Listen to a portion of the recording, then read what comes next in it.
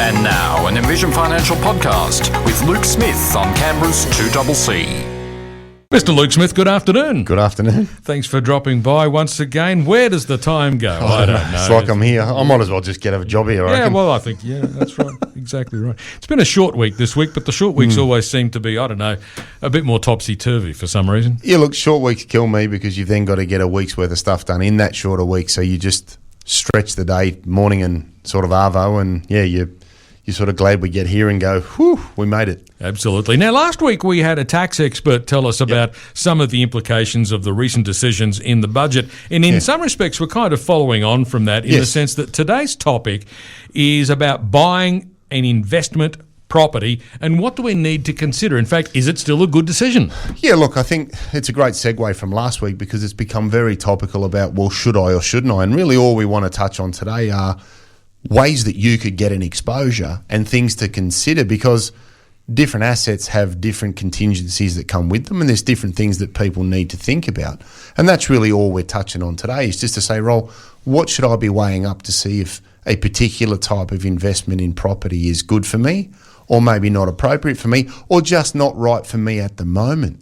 Because just because you can buy something doesn't mean that you're buying it for the right reasons. And that's a sort of good segue into, well, what are we looking at when we go down that road? Because for me, it's really, okay, what's the capital position that I can afford?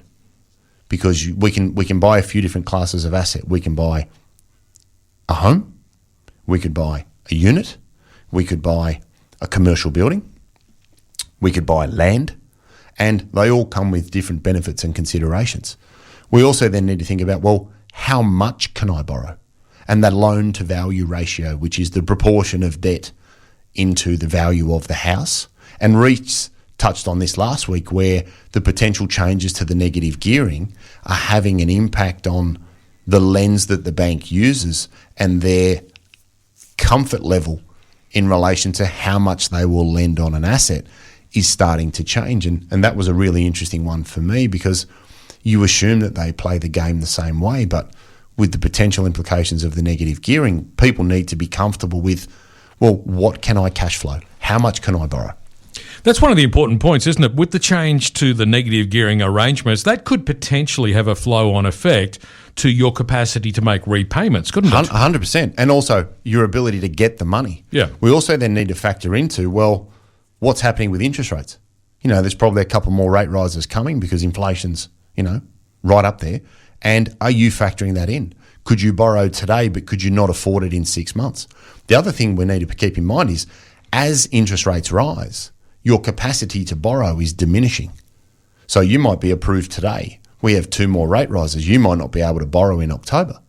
And we saw that 21, 22 when interest rates rose very quickly. People were pre-approved for something, and then 6 months later they weren't. Yeah. Because it's always an analysis of your ability to service. And that sort of slides us into, well, how are you going to borrow? We're going to borrow principal and interest. Am I buying a family home? Am I borrowing on an interest-only basis with an offset account? Is it for investment purposes? How do I manage my cash flow? What is the funding cost of that debt? Is it the right structure for me? And that's always where a great mortgage broker adds the value to the transaction because you get it structured in a way that gives you flexibility and control over both the debt associated with the asset, but also the way that it's paid off and the cash flow impact to you and your partner or to you as an individual. So how you structure a loan is just as important, if not more important, than the loan that you actually get because it'll have a very, very strong impact on disposable income, the way that you live, what you need to pay back. So it's one to be considered because I have plenty of people come in with an investment property principal and interest and say, oh, well, but I want to pay it down. Well, you can pay it down with an interest-only loan with an offset account as well. So there are pros and cons of all sorts of structures. And that's the next one is, well, do I have an offset account or a redraw facility? So again, they're not the same. They have different functionality and different capacities. And depending on the type of asset you buy, it may or may not be important. Primary residence, redraw facility, okay. Primary residence offset account, okay.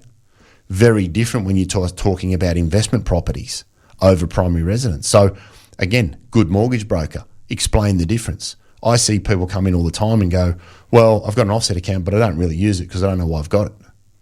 That's terrible because they're wonderfully powerful, and someone should have explained it to you. If we then come down the road and say house or unit, okay, I own a house, I'm able to do whatever I want. I've bought a unit. Now I'm part of a body corporate. Now I can't put that painting on the wall without permission to bang a nail in.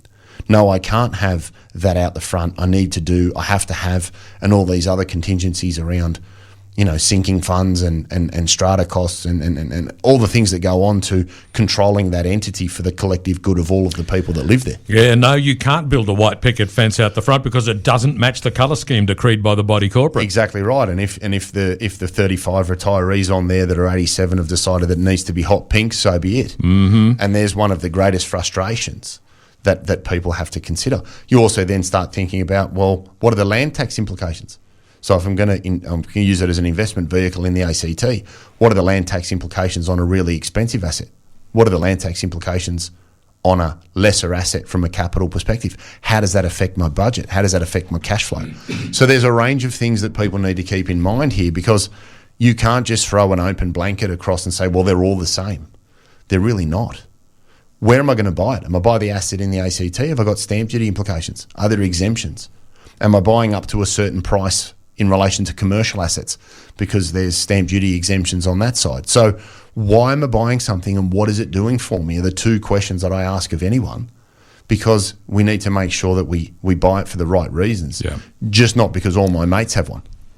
Now, the tax changes announced in the federal budget have certainly shifted the landscape, and they will have an impact on your decisions. But as a basic principle, would it be right to say if it was a good investment decision before, it's probably still a good investment decision? Yeah, look, I think that's the premise of all decisions. And I agree with that completely. I don't think you should be buying something for the tax outcome. I think that's when things go sideways. But you need to allow for rising interest rates. You need to allow for less rent. You need to allow for rising body corporate costs, because no one's ever come in and said to me, oh, wow, Luke, I love my body corporate. It's so amazing. It's really cost effective. Said by no one ever.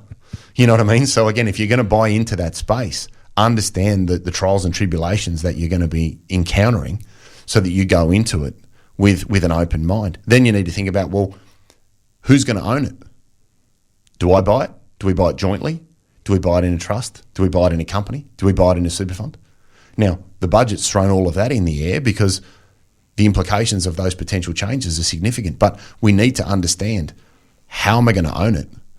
And I'd be thinking about what happens at disposal first. Because a lot of people go, oh, I'll buy it in my name, 99%. Cool, and 15 years later you sell it and you've got 99% of the capital gain, wishing you could spread that across two people. So think about the tax implications at disposal at the time of purchase. So I had a look around, obviously we're on this side of town. So, if you looked at a unit, I've had a Google in relation to units. Like there's a unit in Belconnen on Eastern Valley Way opposite the SISAC, that building there.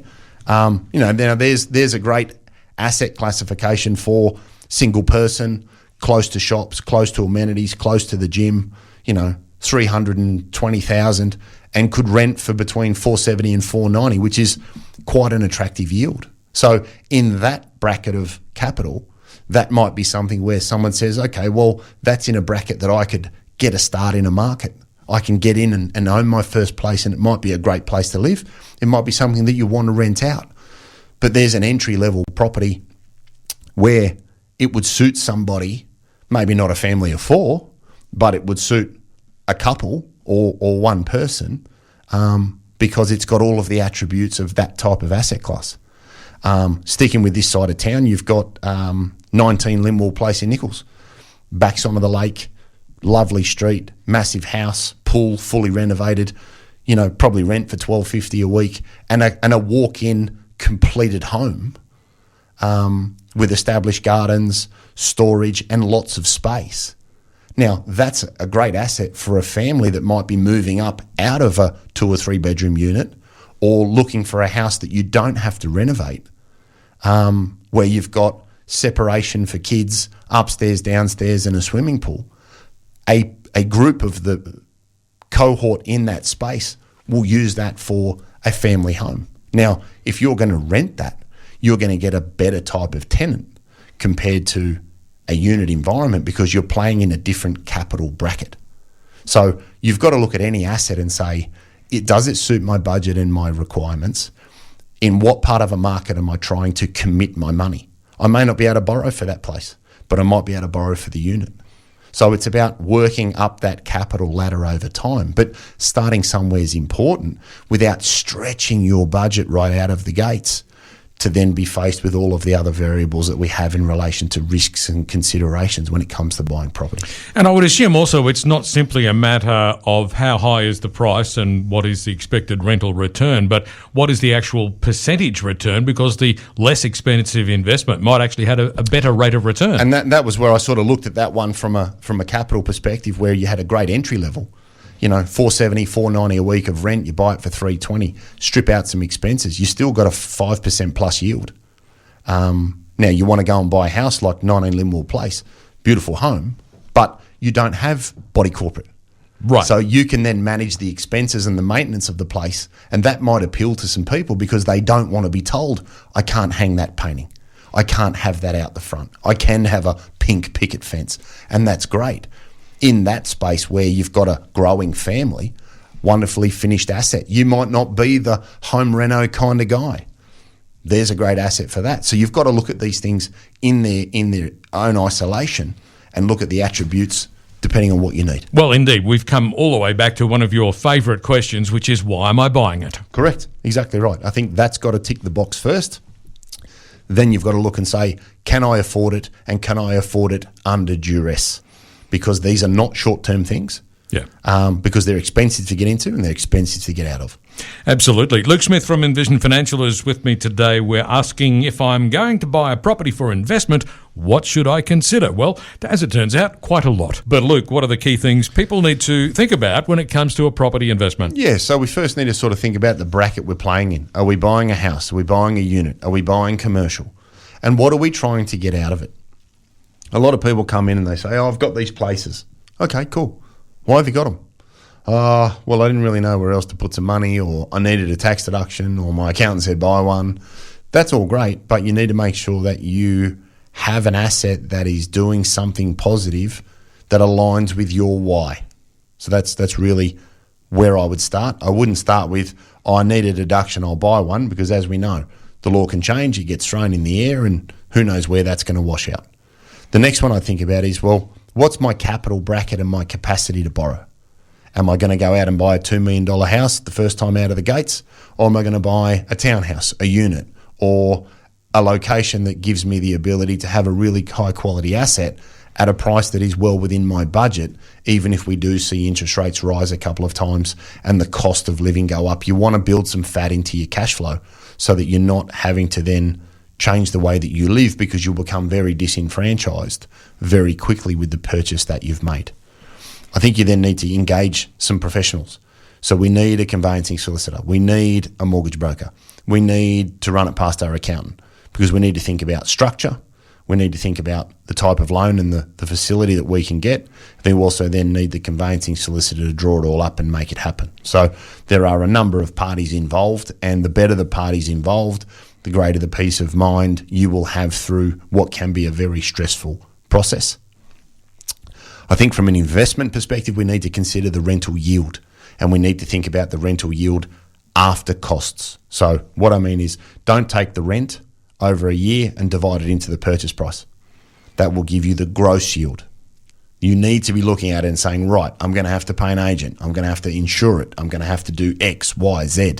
Strip all of those costs out and then work out what you're getting from a yield perspective, because that'll give you a better indication of the real cash flow side of what you could expect to have going forwards.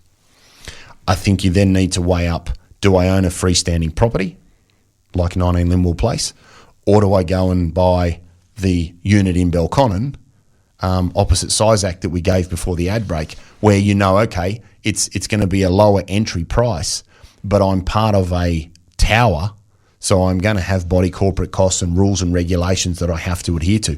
If that's not your bag, go and buy a freestanding property. So thinking about what's involved with owning the asset's going to be important. How am I going to own it structurally? Do I buy it in my name? Do I buy it in joint names? Do I buy it in my partner's name? Do we buy it in a family trust? Do we buy it in a company? Do we buy it in a self-managed super fund? It's exhausting. But you have to be across how you're going to own it, because it will have a direct impact on the tax implications and the total return over the longer time frame that you hold something, because generally properties are not short-term duration. They are buy and see them appreciate over time and hopefully generate some good income to either fund you in retirement or cover the holding costs of having it. And then you want to be thinking about that, and I said before the outbreak, think about disposal right at the start. So you've got to think long-term about what you're going to do, because if you get it in the wrong entity or in the wrong name or the wrong percentage, you could adversely impact the net return of the asset, because you might have 99% in her name and 1% in his name. But in actual fact, when you both go to sell it, you might both be retired and go, well, it would have been great to spread this across 2 marginal tax rates, but you did it for tax planning 10 years ago and didn't think about disposal. So think long-term in relation to your structuring, and get good people around you, because the work that goes into setting up loans and getting them structured, mortgage brokers do it all day. Stick to what you do and do it well, and get anything that you can't do well outsourced, and then you'll be in a great position. So, Luke, where can listeners get more information? Yeah, so office number 6260-4749. We've got envisionfinancial.com.au on the internet. We've got the podcast, The Strategy Stacker, Luke Talks Money, on iTunes and Spotify. And we've got Envision Financial Canberra on YouTube, where you've got a back catalogue of all of our shows. And we've got Smart Money Strategy, your ultimate guide to financial planning, in all good and bad bookstores. Absolutely, and online, of course. And online. And online indeed. Correct. All right, Luke, thanks very much for popping by today. Mate, we'll see you next week. We'll go out and buy an investment property now. Well, ease up. Yeah, Luke Smith from Envision Financial, back with us again next Friday afternoon at the same time when we talk financial matters once again.